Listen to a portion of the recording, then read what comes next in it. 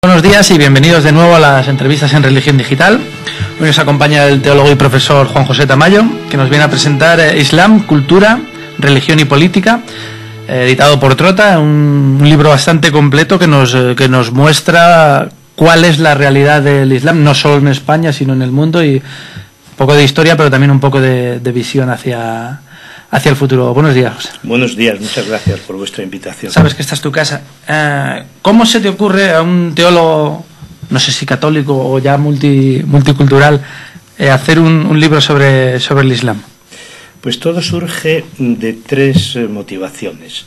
Una, los encuentros que empezamos a celebrar con motivo de la guerra de Estados Unidos contra Irak. Encuentros y reuniones de diferentes grupos religiosos y muy específicamente de musulmanes. Y a partir de ahí me surge la necesidad de conocer mejor el Islam, porque yo, como la mayoría de los españoles, tenía una ignorancia casi enciclopédica. La mayoría creo que tienen ignorancia enciclopédica, yo casi enciclopédica. Y dije que no podía ser que un teólogo de la liberación, comprometido con los movimientos sociales e incorporado al diálogo interreligioso, tuviera ese desconocimiento, ¿no? Y eso me obligó, por tanto, a profundizar, a estudiar y a leer.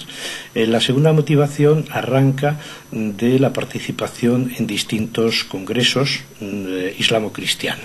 El primero en el que participé fue en octubre de 2003 en Colombia, que celebramos en distintas universidades, que era Mundo Iberoamericano e Islam actualmente, ¿no? Y el tercero, la docencia de esta asignatura en la Universidad Carlos III, que llevo impartiendo desde hace 3 o 4 años. ¿Y cuál es el método de acercamiento? Porque sí es cierto que tú partías de una casi ignorancia enciclopédica, pero la mayoría de la población partimos de una ignorancia muy enciclopédica, y la que no es enciclopédica está basada en una serie de prejuicios que además tú en el primer capítulo del libro los señalas. ¿Qué parte de realidad tienen esos prejuicios y qué parte de barrera para no conocer el Islam ahí? Todos los prejuicios parten de unos hechos, pero generalmente esos hechos se ideologizan y se falsean. ¿Cuáles son los prejuicios que se tiene sobre el Islam aquí en España y en general en Europa, pero esto desde las cruzadas hasta nuestros días, ¿no? Que es una religión fundamentalista, que es beligerante, que es violenta, que está en conflicto con Occidente, que es contraria a los derechos humanos, que discrimina a la mujer, que es uniforme, que no parece que sea afín o compatible con la democracia, ¿no? ¿Y esto cómo se ha conformado? Pues se ha conformado a través de una concepción del orientalismo que ha creado una imagen del Islam o de los países de mayoría musulmana en contra de Occidente. Es decir, esto surge, a mi modo de ver, por esa necesidad que tiene Occidente de enfrentarse o de chocar con otras culturas y civilizaciones para establecer su predominio sobre el resto, considerándose superior, tolerante, generadora de la democracia, de los derechos humanos, ¿no? Pero hay una base de realidad, o los hechos confirman estos prejuicios. Pues yo creo que globalmente no, porque claro, la idea de que el Islam es una religión uniforme, en la que todos los seguidores, 1.200 o 1.300 millones, piensan lo mismo, creen lo mismo, actúan lo mismo, pues ciertamente esa imagen de uniformidad se desmonta desde el momento en que se observa que dentro del Islam, como de cualquier otra religión, hay un enorme pluralismo. Pero tal vez no vemos el Islam con los ojos de la Iglesia Católica, quiero decir, con una imagen de una institución muy jerarquizada y muy normativa, en cierto modo, aunque en la Iglesia Católica hay muchísima variedad también, pero lo vemos con esos ojos de una unicidad, al menos en las formas. Claro. Habría que distinguir, yo creo, la unidad en las creencias y la diversidad en la forma de vivir esas creencias y en los contextos culturales. Ciertamente, en el Islam hay 5 pilares fundamentales que son irrenunciables para todo creyente del Islam. Y esos 5 pilares son asumidos, son teorizados y son practicados. Y yo creo que ahí sí que eso es un ejemplo de fidelidad, que son la profesión de fe, la oración, la limosna, la peregrinación a Meca y el ayuno. Pero no la Guerra Santa, tú lo planteas en el libro, que no es uno de los 5 pilares del Islam, claro, en contra de lo que muchos pensábamos. Sí. Es curioso cómo esa es una revelación, un descubrimiento que yo he hecho. Yo también inicialmente pensaba que entre los pilares del Islam estaba el hacer la Guerra Santa contra los infieles hasta conseguir que toda la humanidad se convirtiera a la causa del Islam y consiguiera de esa manera la salvación, porque desde el fundamentalismo así es decir, fuera del Islam no hay salvación. Lo mismo que los integristas católicos o los integristas de otras religiones dirán fuera de la Iglesia católica no hay salvación, o fuera del budismo, o fuera del hinduismo, o fuera del judaísmo, ¿no? Y curiosamente no es así, porque el yihad, aparte de primero, yihad en árabe es masculino, por tanto hay que decir el yihad.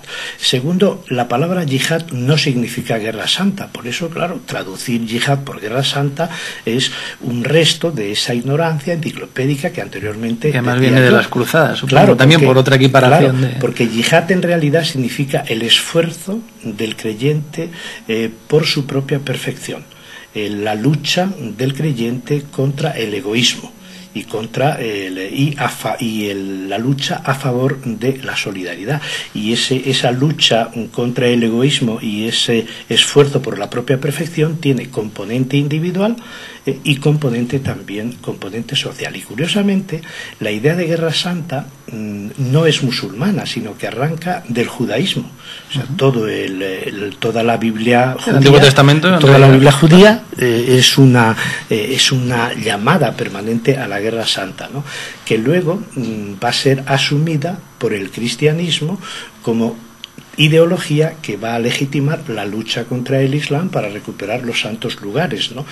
Pero lo curioso es eso, que una idea o una práctica que responde a las otras 2 religiones monoteístas se le carga al propio Islam. Lo que no significa que dentro del Islam no haya tendencias y corrientes, que son todas las fundamentalistas y todas las yihadistas, que consideran que hay que combatir al mundo occidental y a los infieles porque se han separado del camino de Dios. Y yo creo que ahí están no solamente los fundamentalistas de carácter ideológico, sino sobre todo, claro, los terroristas.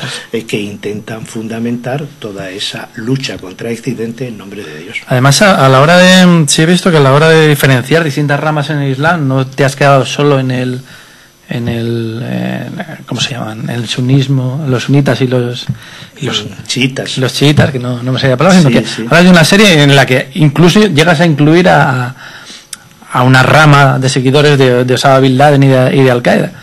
Claro. Supongo que por diferenciar hasta el extremo lo que es violencia, lo que es política y lo que es religión. Pero en realidad, aunque estos prejuicios lo son, pero también deben tener una parte de realidad, o al menos así sí es verdad que se ve, y de cara al Islam, a los musulmanes que viven en España también se contempla pues una cierta creación probablemente de guetos, una falta de integración, que es un componente religioso pero también es cultural. ¿Cómo planteas eso?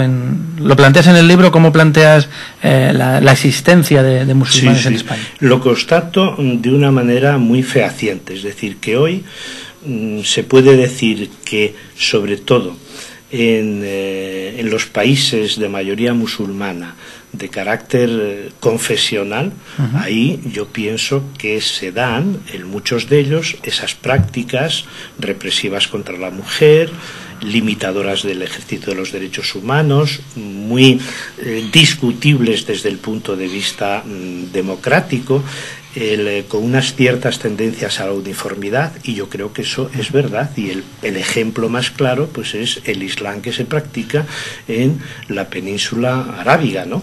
O el Islam del propio Irán, es decir, Irán es una república democrática, pero es una república democrática islámica, ¿no? Como dice muy claramente en el frontispicio de la embajada de Irán aquí en España, ¿no? Aquí en Madrid, ¿no? Y claro, ese islámico que se pone en república islámica iraní, yo creo que limita sobremanera una serie de elementos a los que no se puede renunciar, como es, por ejemplo, el derecho a presentarse a unas elecciones a todos los ciudadanos que lo consideren oportuno, sin que haya una especie de clerecía de la revolución, que es la que controla las esencias del islamismo, que es el islam político, y que limite esa participación. O, claro, porque la constitución de Irán, lo mismo que la mayoría de las constituciones de los regímenes musulmanes islamistas, tienen el fundamento en 3 bases, que son el Corán, la Sunna, es decir, los dichos del profeta, y la Sharia. Pero claro, esos son textos de hace 12, 13 y 14 siglos que, si no se reinterpretan y si se entienden desde el punto de vista literal, pues te llevan a unas posiciones políticas, culturales y religiosas claramente integristas. ¿Pero sería posible una constitución islámica o ahí ya estaríamos volviendo a mezclar el carácter religioso con el carácter cultural, con el carácter político de esos países? Y luego sí que me interesaría que me comentaras cómo se traslada eso a España, porque la mayoría de los musulmanes que viven en España son extranjeros o hijos de extranjeros que en buena medida todavía no han terminado de integrarse en plenitud. No quiero ir más allá porque me parece también injusto, pero en cierto modo sí que nos falta en este país un proceso de integración a todos los niveles. Eso va más allá de lo religioso. Sí, bueno, el problema del Islam en España es el siguiente. Yo lo veo de una manera muy esperanzadora. Es decir, el Islam en España, desde el punto de vista oficial, desaparece el año 1492 con la conquista de Granada. Y del año 1492 al año 1992, por tanto, me parece que son 5 siglos, el Islam había sido excluido de todo ámbito de la sociedad española, del ámbito político, del ámbito cultural, del ámbito religioso y del ámbito social. Es decir, la marginación era en todos los niveles. En el ámbito social, bueno, hasta el punto de que era desconocido por la sociedad. En el ámbito político no era reconocido. En el ámbito religioso, claro, como la religión oficial era la religión católica, no tenía espacio de desarrollo, ¿no? Entonces, ¿qué ha pasado del 1992 hasta nuestros días? Hablemos de los últimos 20 años. Pues ha sucedido primero que el Islam ha vuelto a España, lugar natural del mismo, porque aquí estuvieron 8 siglos, 781 años en concreto, y ha vuelto, yo creo, sin ánimo de revancha y sin espíritu de conquista. Pues claro, dice Freud, todo lo reprimido cuando retorna patológicamente. Y es curioso que en este caso, después de 5 siglos de expulsión y de marginación, el Islam retorna, y no retorna patológicamente demostrando ese lado violento, agresivo, fundamentalista, no, más bien todo lo contrario. Retorna con espíritu, a mi modo de ver, de colaborar en la construcción de este país, con el deseo de mejorar sus condiciones económicas y con un esfuerzo enorme de integración. Por eso yo no percibo, más que creo, según las encuestas, solo un 4% de la población musulmana hoy en España defienden posiciones violentas o legitiman o apoyan el terrorismo en el nombre de Dios al que llaman las organizaciones Sí, pero sí es cierto, Juan José, que la integración cultural, social, la creación de guetos todavía existe. Y eso es algo que no sé qué solución tiene, no solo desde el punto de vista religioso, porque sí es cierto que sociológicamente uno de los signos de unidad y de poder encontrarte cuando llegas a un país extranjero es relacionarte con los tuyos. Sí, entonces, en cierto modo, en ese aspecto la religión sí que juega un papel importante. Pero ¿cómo se salta eso en lo concreto? Si se están llegando a acuerdos el tema de los cementerios, esperemos que la futura ley de libertad religiosa reconozca muchísimo más los aspectos que desarrollan los acuerdos del 92, pero ¿cómo se traspasa esa barrera? ¿Cómo se consigue que los ciudadanos musulmanes, que en su mayoría todavía son extranjeros, puedan integrarse o podamos integrarlos, o creemos una sociedad en la que todos podamos convivir en igualdad? Yo creo que la integración tiene que ser bidireccional. Es decir, no puede ser de imponer nuestras condiciones, porque eso no es integración, sino que es asimilación. Lo mismo que tampoco puede ser, por su parte, de venir aquí con todas sus costumbres y tradiciones y no asumir los principios básicos de la convivencia. Pero yo creo que este segundo caso no se da, sino que más bien, por las últimas encuestas que he leído, son muy minoritarios los sectores musulmanes que no comparten estos principios de la sociedad democrática o los principios de la modernidad, ¿no? Mayoritariamente aceptan el pluralismo político, la separación entre religión y Estado, la libertad religiosa, la defensa de los derechos humanos, mayoritariamente. Y por eso, aunque sí es verdad que todavía pueden tener la tendencia, que es bastante normal, a refugiarse en la religión porque es su único elemento identitario cuando vienen aquí. Si tienen un rechazo, una cierta adversidad, que yo creo que no es tanto, porque tampoco veo yo en la sociedad española, y lo digo sinceramente, comportamientos xenófobos y tampoco islamófobos. No creo yo que haya esas manifestaciones, ¿no? Pero ellos, es porque yo creo que ellos tampoco dan lugar. Yo nunca he visto, después de tantos y tantos acontecimientos como se han producido, pues que han supuesto una reacción muy radical de los musulmanes después del discurso de Benedicto XVI en Ratisbona, después de las viñetas de caricaturas de Mahoma. Yo no he visto que la población musulmana española tenga un nivel de beligerancia que les lleve a la confrontación. Y yo creo que es porque en cierta medida encuentran una cierta acogida, o al menos no un rechazo radical por parte de la sociedad. Pero yo pienso que hay que hacer un esfuerzo por ambas partes. Es decir, el futuro de la humanidad no se puede construir ni al margen del Islam ni en contra del Islam. Pero el futuro del Islam tampoco se puede construir ni al margen de la humanidad ni al margen de Occidente. Y por eso Occidente y el Islam están obligados a entenderse y a dialogar, y por eso yo creo que estas iniciativas son excelentes. Estoy muy partidario de alianza de civilizaciones. Bueno, no en la forma como está, no en la manera como está configurado, porque yo creo que es un proyecto vacío, es un proyecto interesante, pero es lo que decía Gandhi cuando le preguntaban: señor Gandhi, ¿qué piensa usted de la democracia europea? Y dice: me parece una excelente idea. Y yo, de la Alianza de Civilizaciones, digo: eso es una excelente idea, que tiene marketing, pero la veo muy vacía de contenido y se limita exclusivamente, a mi modo de ver, a 3 o 4 grandes cumbres, pero no se operativiza en una serie de iniciativas concretas que se desarrollan en el ámbito universitario, en el ámbito intelectual, en los medios de comunicación, en relación con la inmigración. No veo que eso se haya concretado en iniciativas. 2 preguntas concretas y ya vamos terminando. Una para terminar sobre este asunto. De cara al futuro, ¿qué 3 o 4 aspectos habría que apuntalar para normalizar mucho más la presencia del Islam en España? Escuelas, formación de imanes, no lo sé. ¿Qué es lo que...?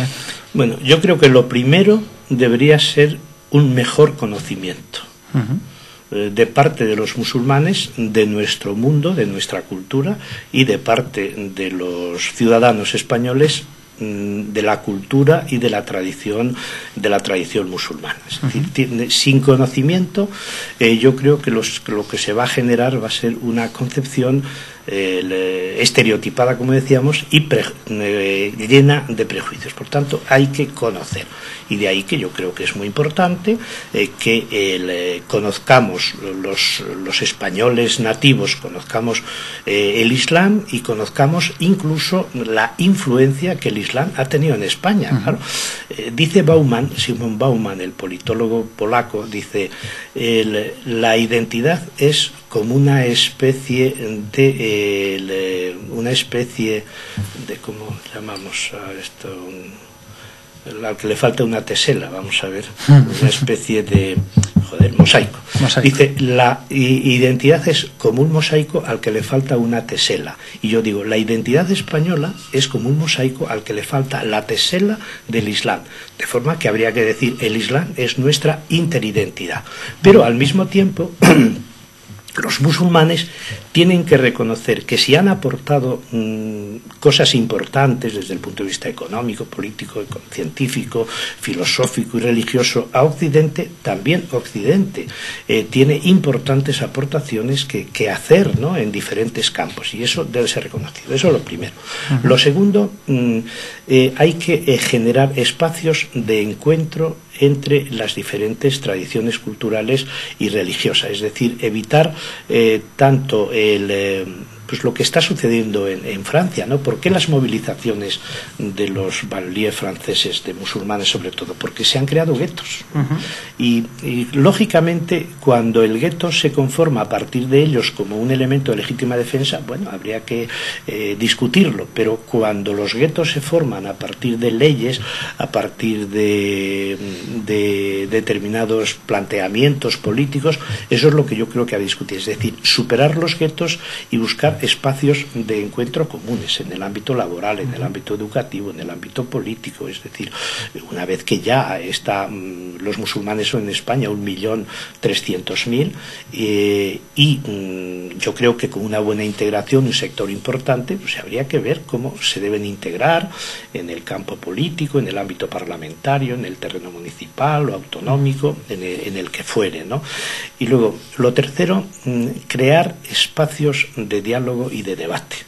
Es decir, que intelectuales, políticos y politólogos, teólogos de unas y otras religiones, que fomenten el encuentro, fomenten el diálogo, pero no para llegar a un consenso, sino quizás posiblemente para conocerse mejor, intercambiar puntos de vista y al menos establecer unos mínimos éticos que se deducen de todas las religiones. Una especie de decálogo de las religiones en defensa de la paz, de la justicia, de la solidaridad y de igualdad, ¿no? Y esos espacios de debate yo creo que tienen que ser fomentados también por las propias instituciones públicas. Yo he participado ya en 4 encuentros de diálogo islamo-cristiano organizados por 2 por comunidades autónomas y 2 por ayuntamientos. Y a mí me parece que el tema de la relación entre Islam y Occidente debe trascender el problema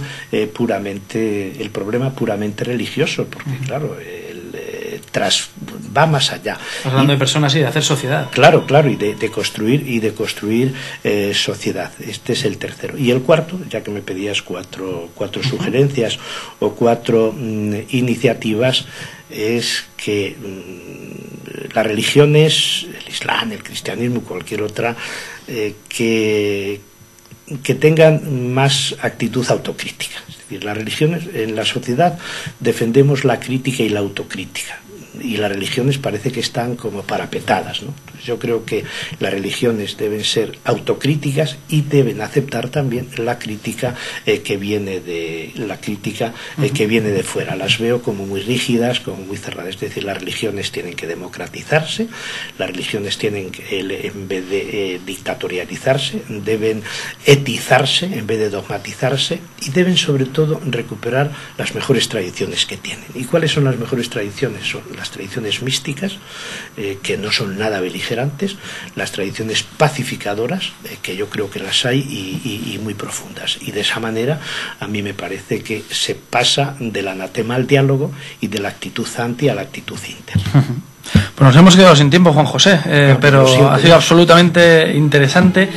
Muchísimas gracias, y sabes que esta es tu casa.